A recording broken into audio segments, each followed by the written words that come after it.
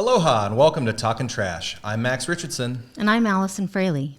And today, we've got a special guest. That's right, our first ever guest on Talkin Trash, Shannon Hiramoto. And we're going to talk about upcycling and the Boroboro Boutique. Following program is a production of Ho'ike Kauaʻi Community Media.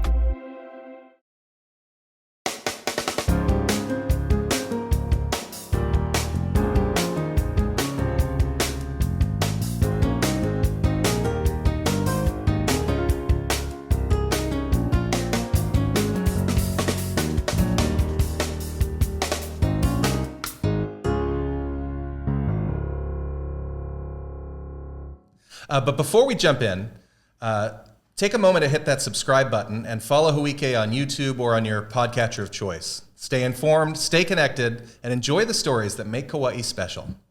So Shannon, it's really great to have you here today. Can you tell us a little bit about yourself, your background? Sure. My name's Shannon Hiramoto. I'm from the island of Kauaʻi, born and raised.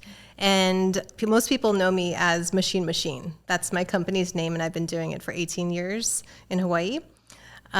Primarily, I sew and make art and do a lot of wearable art, one-of-a-kind clothing, non-mass produced, and that's my business. That's great. So I understand that what your business is called upcycling. Can you tell us a little bit about upcycling? Sure. Upcycling is something I'm super passionate about. It's been a big part of how I make things since I started sewing. Way back when I was 14 years old. And it basically entails taking something that you already own or something secondhand and then transforming it through creativity into a whole new product. And you can do it for clothing or you could do it for all kinds of things. And it's now it's very common. Now it's a thing that most people are familiar with. Yeah, well, that's totally up my alley. Mm-hmm. I wonder, how did you get inspired to start this? Was there something that happened that made you want to do upcycling? Yeah, I feel that it was because when I was a teenager here on the island, we didn't have a lot of shopping resources. There was Liberty House and there were a couple of surf shops, and this was pre-internet.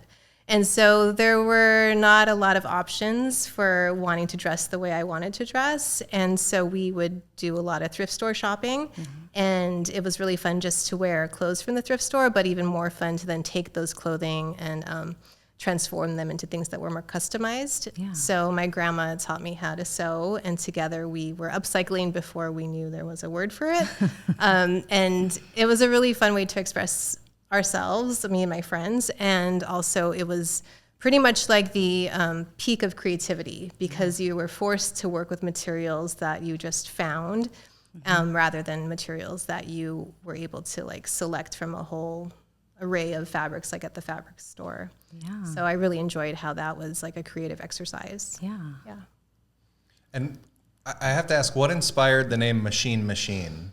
Yeah, it's there's a couple answers. So one is really nerdy, and it was based on a short story that I read in college that I really liked called The Machine Stops, which is an E.M. Forster short story, and it was written in 1904. And it was very prescient and talked a lot about this future dystopia where we had ruined the environment and lost track of how to make things by ourselves and have firsthand experiences. And the story just really struck me as like a cautionary tale. And in that short story, the machine that runs everything stops, and what happens when we've relied too much on technology and to our detriment. And so my first Etsy store was called The Machine Stops, and it was just a fun thing I was doing. I didn't think it was going to turn into a business. This was way back in 2007.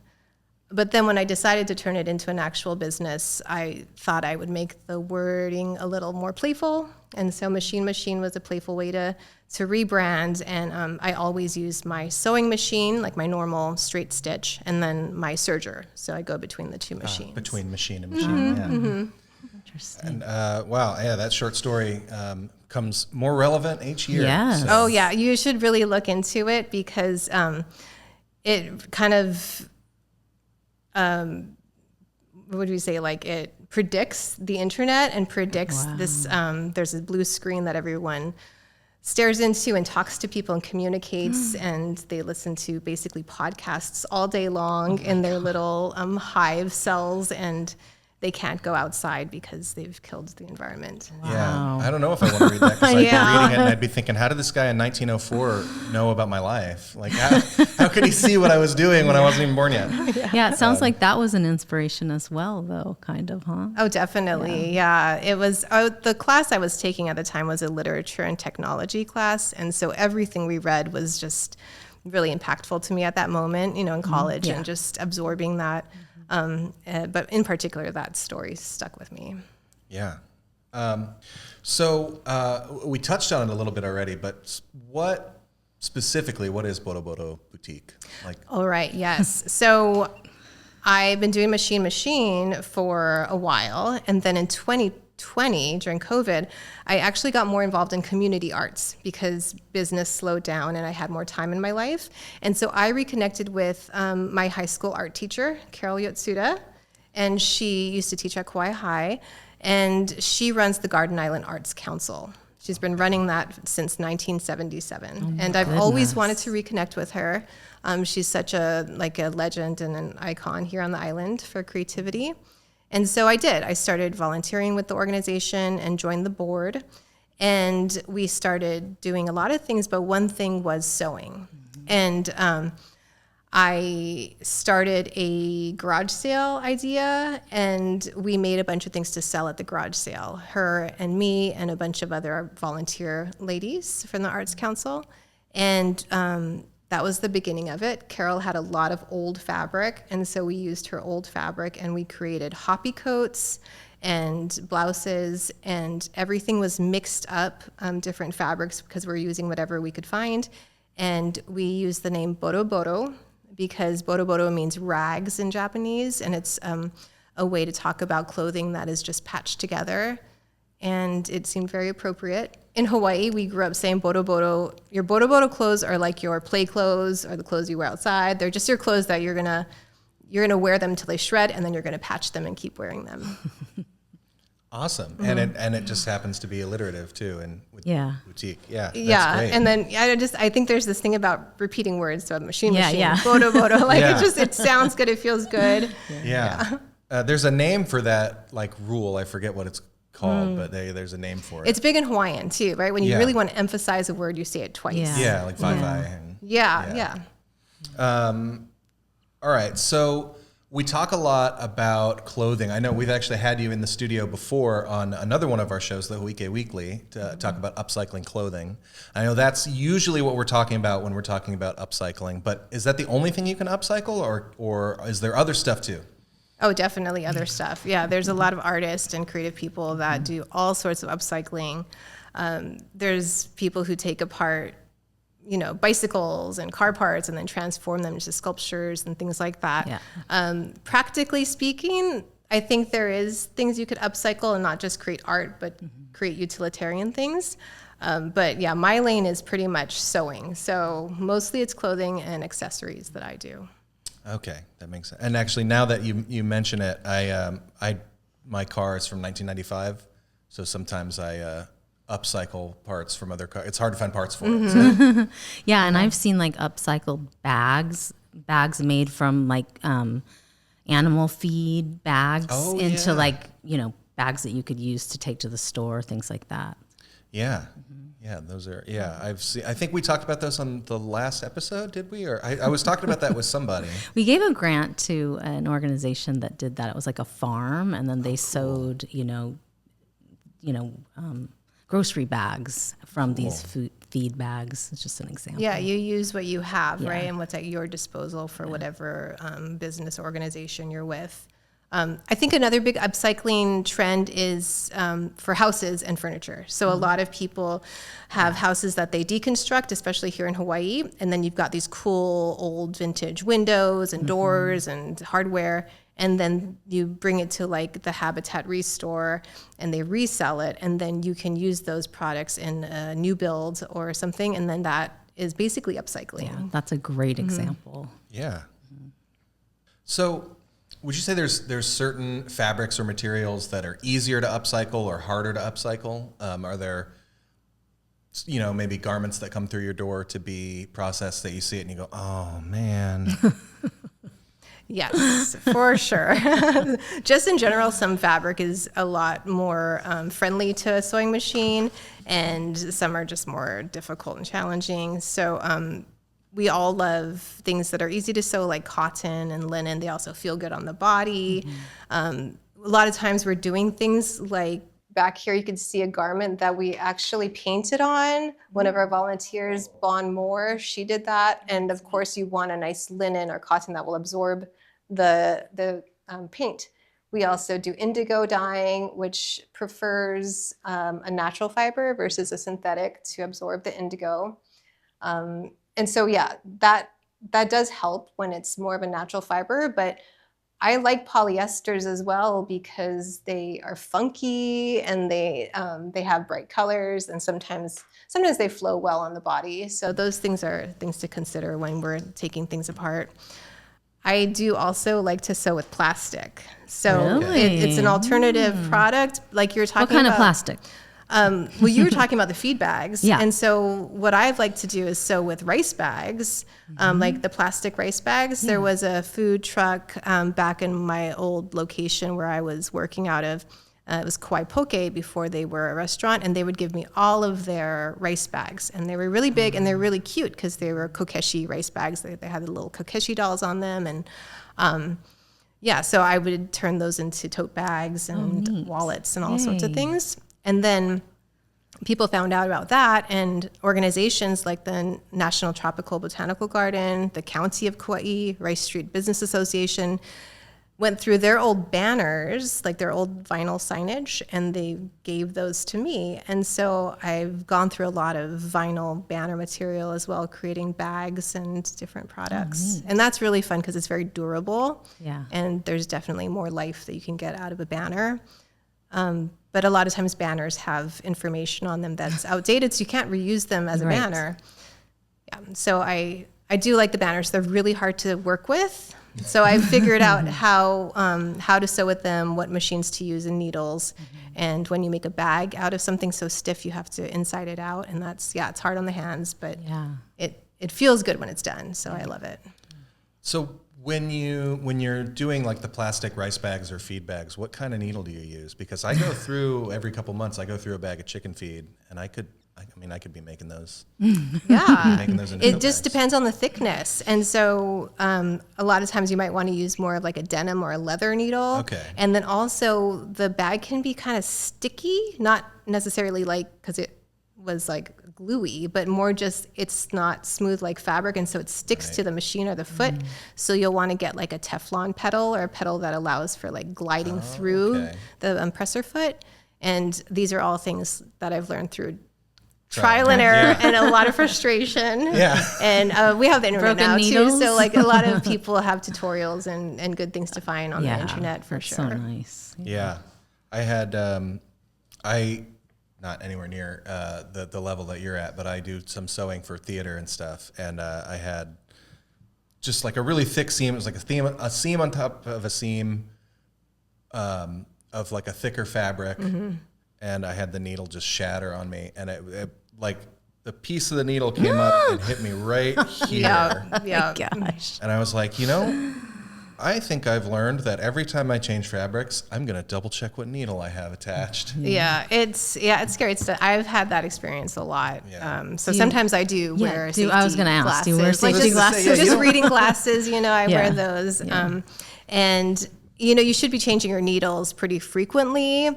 They say every 10 hours of sewing, which goes by really quickly. But I usually wait until it starts sewing funky, and then I'm like, I guess I better change my needle. But technically, you're supposed to change them really often. Yeah, I should probably keep better track of that.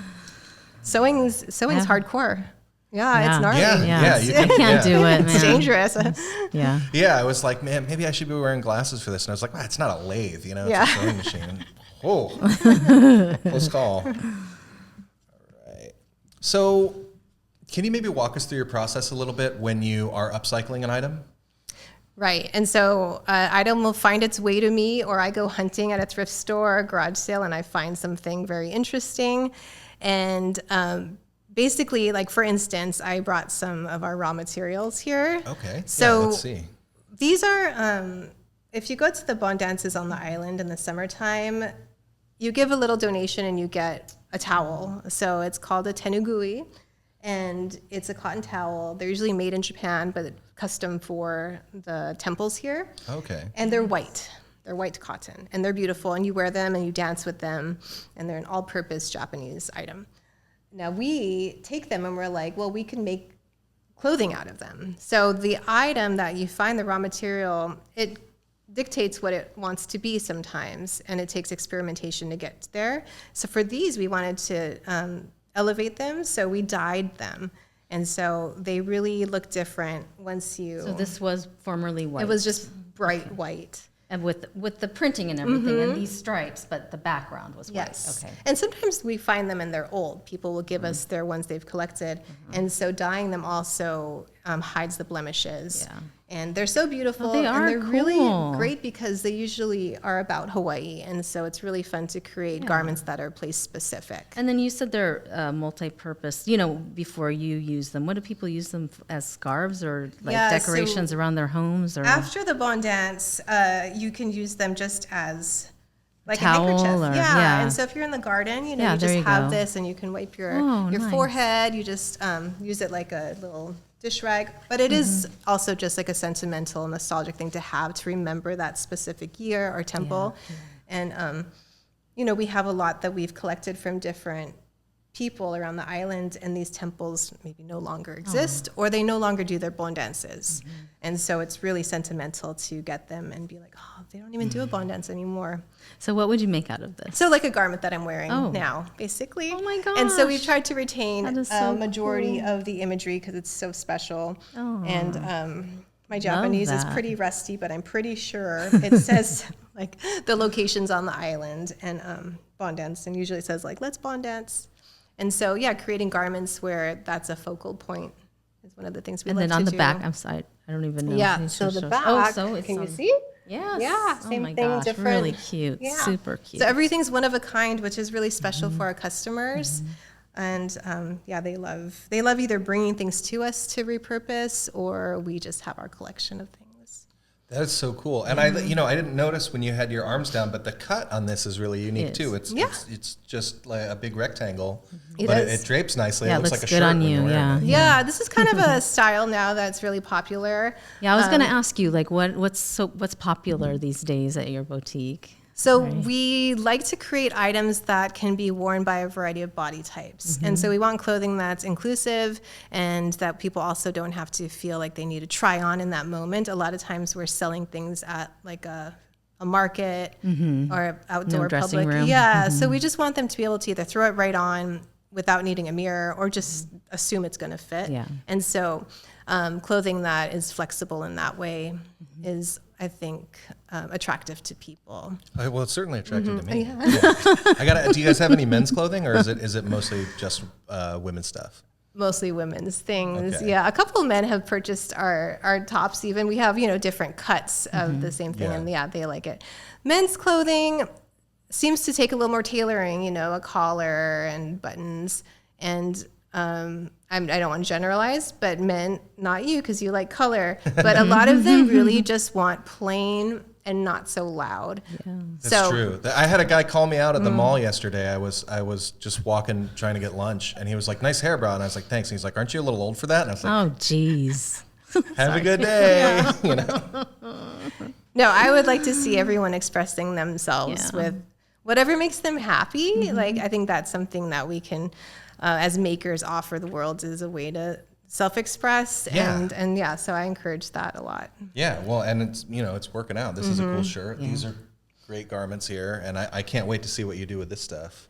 Yeah, so these are batiks that Carol Yatsuda has made, and these are old. She made these in maybe the 80s or 90s, and batik is a really fun way to create surface design. So you do a wax resist, and then you use paint, and you do layers of painting and wax resisting to create just a really dynamic look. So these were some of the things that Carol gave you when you guys started working together? Yeah, we have a box of these at the studio, and sometimes we don't want to use them because they're so precious. Right, yeah. And she won't ever do these again. And we've done this as a group. So another part of the Boroboro Boutique sewing group is we do occasionally do workshops where we get together and we do things like batik, indigo dyeing. We also do printmaking on fabric. And so we do like to zhuzh up the plain fabric that we have. And it's really fun. You know, the thing about Boroboro, it's not just about what we create. It's not just about the environmental part of it. It's about getting together as a community and socializing and doing things in group. And I think that's like a big part of a healthy community is creativity together. Do you ever work with people who maybe have never sewn before, like me, or, you know, maybe aren't as artistically inclined to like teach them, or is it more about people that really have the skills?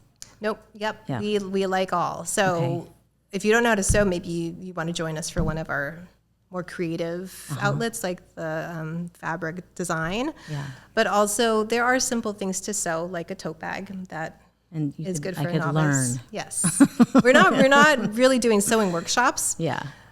So it's more like people would pop in on one of our sewing days and just dive in. Yeah. And we'll just be like, I wouldn't do that if I were you, or try that. Oh, cool. But we're not hovering and we're not teaching. We're just there to all have fun together. That's great.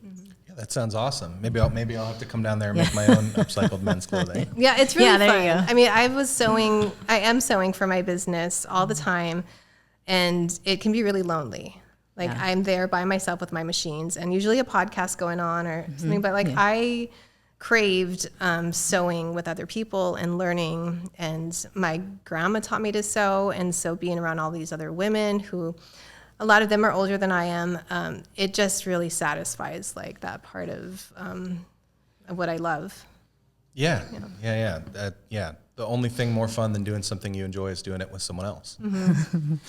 So having been in the industry of recycling for so long, I've attended several trashion shows, like a fashion show made out of trash. Well, it's not trash, of course. It's their items that can be reused. But have you ever done anything like that or been to one of those? Because you can see some really, fashion, you see some crazy stuff, you know. Do you have any experience with that? Well, once, this was pre-Boroboro Boutique, but it was part of my company and also other companies on the islands that were involved in the fashion industry. We created a fashion experience called Style Hack. And this was way back in 2014. And we basically mentored preteens and teens on how to put together a fashion show, but also creating the garments. And so everything was donated by Salvation Army. And we taught them how to sew. They created their own garments. It was like a whirlwind of creativity. They also then learned how to model, how to take photos, how to create the fashion show. And then there was a big fashion did you do it at experience. Kukui Grove? It was actually done at KCC during a Love Life program, which was a dance and music festival that used to happen. And so the kids did their style hack there. It was really cool. That sounds amazing. Yeah. That sounds really cool. Okay, I've got a follow-up question for that then. Is there any interest on your part of doing something like that again and perhaps televising it? I think it's always a great idea. Yeah. And I like it when it's very specific. So when I think about doing something like that, I think let's make it really talk to one issue. I think back in 2014, it was good just to do something like all around upcycling. But nowadays, I think it really should address like a specific Maybe plastic. need. Yeah, plastic or paper. You know, And really elevating it. So not just sewing bags together, but transforming, like really transforming the materials. That would be I good. find You that know, Andy, interesting. our recycling coordinator, was when I said I was coming on the show with you, he was like, "Ooh, maybe we could do the trash and show," you know, and it'd be. I'll pull some information and share it with you so we could start maybe formulating something. That would be Yeah, and just a little plug for something I did back in 2024 in January. there was the Kauaʻi Historical Society had a big fundraiser paina. It was called the Mu'umu'u Paina.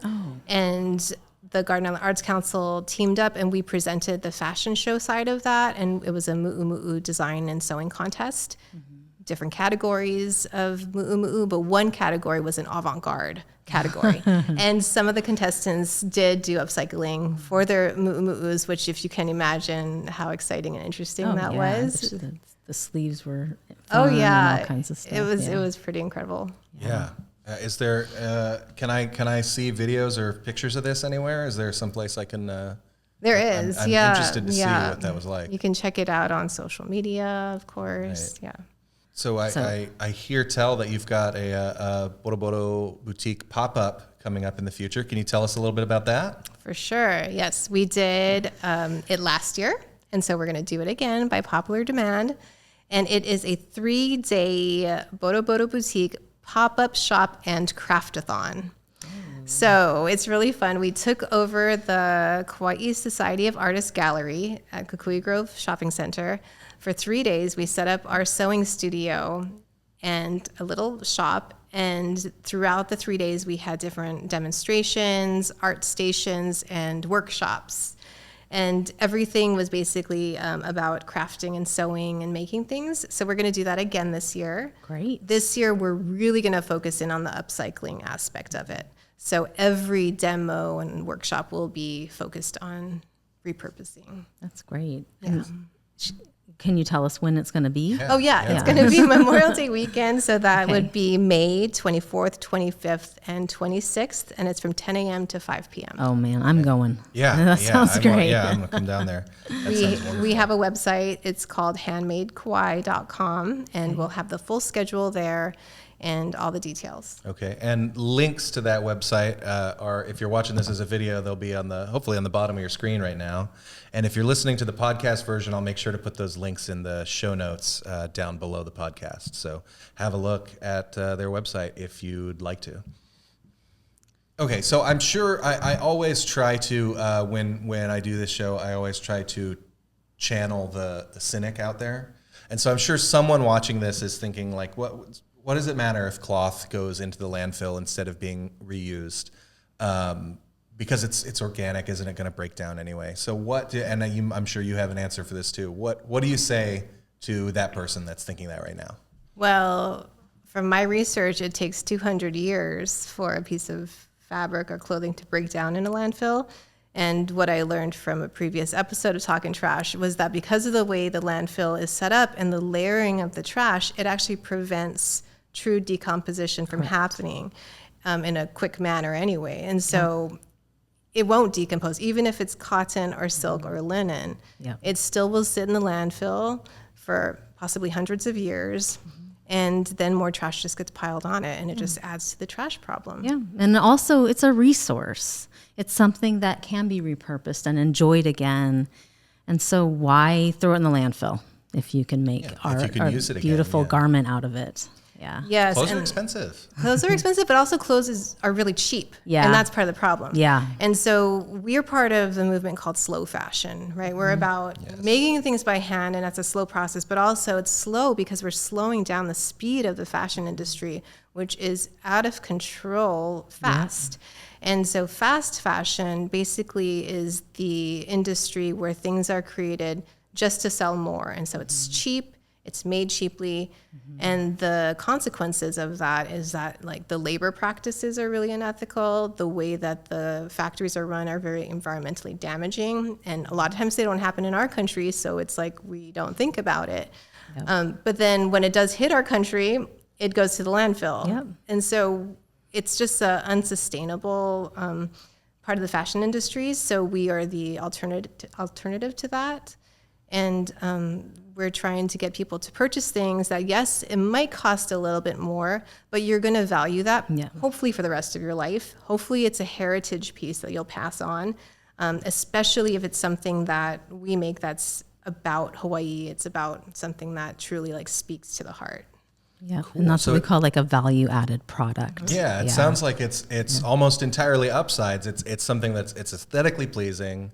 It's unique and expressive, and it prevents waste from going into the landfill and becoming an environmental problem. So it's good for the environment, it's good for your artistic soul, and it's good for your budget. And I think it's just good for the community. Yeah. Like, I think that part of it, which is why we want to do this pop-up, is that it really brings people into the action. And yes, I understand we're not going to change the crisis of the landfill because of this. We're not going to change the environment because of our little project, but we will plant a seed in the habits and the minds and the hearts of other people and hopefully inspire them. And then that has that ripple effect. Yeah, and it's like every little bit helps too, right? Because what is an ocean but a multitude of drops, you know? So if you're doing a small part and everyone else is doing a small part, that part becomes big, you know? Kind of just like if I throw one plastic bottle in the garbage and everyone else throws one plastic bottle in the garbage, that's 70,000 plastic bottles. Yeah. So thanks so much for coming on the show. It was really great to learn about what you're doing, and I'm going to be going to that pop-up, but also I want to visit your boutique too to see what's there, definitely. you know. I want to swing by and check it out. Yeah, thanks for having me. I love this podcast, love this show. Yeah, I'm so glad. Yeah, thanks. Thank you. It made me so happy when you said, "Oh, I watched the episodes," and I was like, "Oh, wow, yay!" No, I learned a lot. I think it's such a valuable thing that you guys are creating, and I just want to spread the word. Cool. Thanks, Shannon. Yeah, thank you so much. Well, that's our show. So tune in next month. We're going to talk about more ways to keep waste out of the landfill. And as always, you can send me an email if you have any questions you want us to answer here on the show. My email address is down below. Shannon, thanks so much for coming in. Thanks for having me. Until next time, Aloha.